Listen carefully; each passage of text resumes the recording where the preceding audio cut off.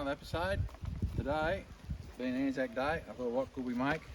Anzac biscuits is the obvious, but I thought, what warms your heart more than a good batch of fresh scones? I'm sure the diggers would appreciate some fresh scones fighting for our freedom. So today, it's the CWA recipe of the scones. It's a pretty famous recipe. It's 3.5 cups of self-raising flour. You can sieve it as many times as you like. 1 cup of lemonade and 1 cup of cold cream. That's pretty well the majority of this recipe. Now, the oven is already on, getting warm. It takes me usually on average it's about 12 minutes to cook my scones usually. The secret to that is having the oven hot, same as you would for a damper. So it's on over there at the moment. Put the coals on earlier, getting hot. Now the hotness I like in it is probably a bit more than most. I've got some flour in the bottom of it. Most people would take that to where it goes a caramel colour.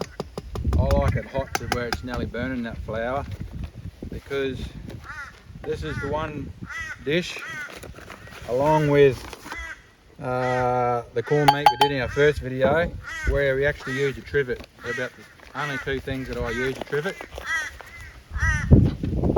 Slot me in trivet. Look how solid they are. Unbelievably made. I'll just hook a bit of wire on the edges, and main thing with the trivet is just be able to lift it in and out of the oven really easy. So I'll get that oven hot, and pretty much once I put the scones in, it is just heat on the top only, pretty much. So I take it off bottom heat. So a cup of cream goes in, cold cream.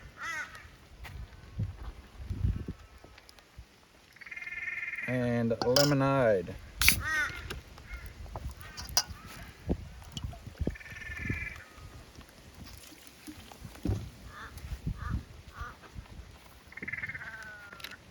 Now the next thing to scones is to not overwork them. A bit like a damper. A bread, you work it, but not scones. Just a knife. You can have a knife a bit bigger than this if you like. And we just slowly start to bring that together. But we're not going to knead it.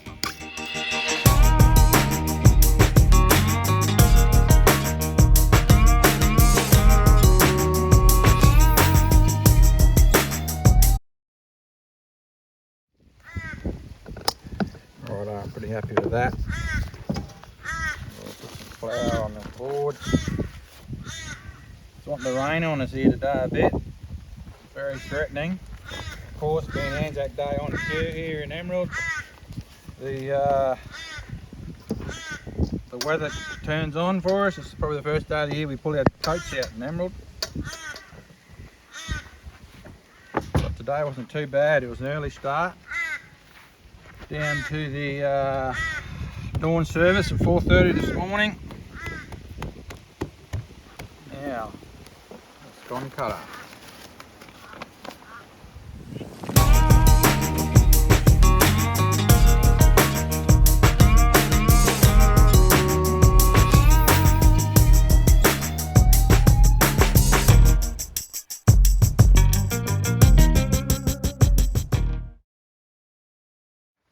So we're just trying to work out what's going to be the best arrangement on here at the moment. Something like that'll do. Now we'll go and see how hot our oven is.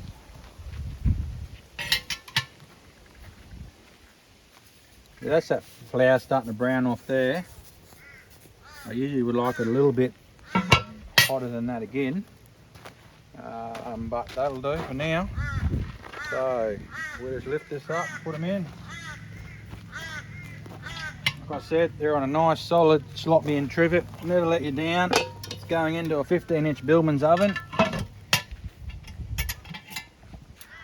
so now I want most of my coals on top.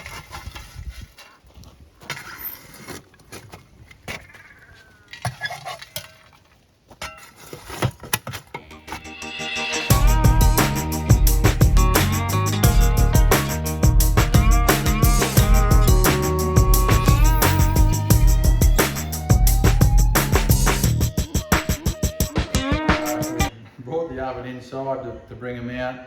It's started showering inside with the rain outside, so I brought them in here. They actually went a touch over 12 minutes because the weather wasn't starting to be kind to us out there and affected our heat a little bit in the coals.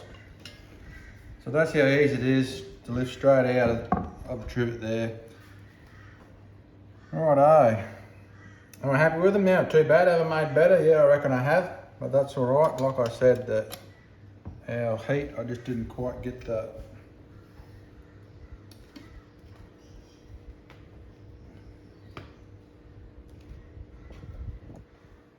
righto. Let's open up one of these.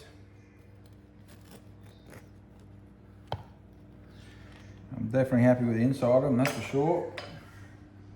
Now, personal preference, what people like to put on them. Today we've got jam and cream here. Believe it or not, I'm someone who really likes cream on my scones as well. Shock horror to everybody listening. Like I said, it comes down to heat control, camp oven cooking. It's not that hard, it's not much different to inside. There's about two things really that you got to worry about, and that is heat control is the first thing, and the second thing comes down to taste.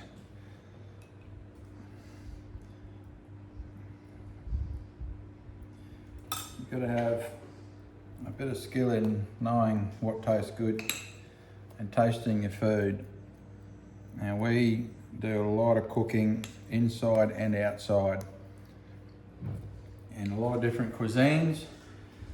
And yeah, there's something special about food that comes out of a camp oven, but at the end of the day, you follow a recipe, it's heat control and taste. And we really sometimes don't follow a lot of recipes. We just go on the taste and the feel. We add a bit of this and add a bit of that. And people will be asking recently, what's the recipe? Well, we've actually had to sit down and think about what the recipes are and some of the things we do, because we don't usually follow to a routine. Each time round, it's just a feel, it's a taste, and that's the way we do a lot of our cooking. Now, don't forget to subscribe, share, get it out there. Next is the subscribe button. Apparently there's a little bell. You click on that bell. Next time we add a video, you get a notification straight away. And yeah, we just want to keep it simple and do easy step-by-step processes for people to encourage, just like others have encouraged us. Some are saying, is it self-promotion? Well, we don't think so. We wouldn't be giving away our secrets and the things we do on dishes that win us competitions if it was all about that. It's just about if we can help one person, we've achieved something, just like people helped us. So that's our aim, is just to share it around and get people cooking more than they usually would. Apart from the basic dishes, like doing soups and desserts and all kinds of cakes and whatnot, instead of the traditional soups and curries that people often concentrate on, there's just about everything you can cook in a conventional oven inside, you can cook outside. So keep following for more videos, and I hope you enjoy the rest of your Anzac Day.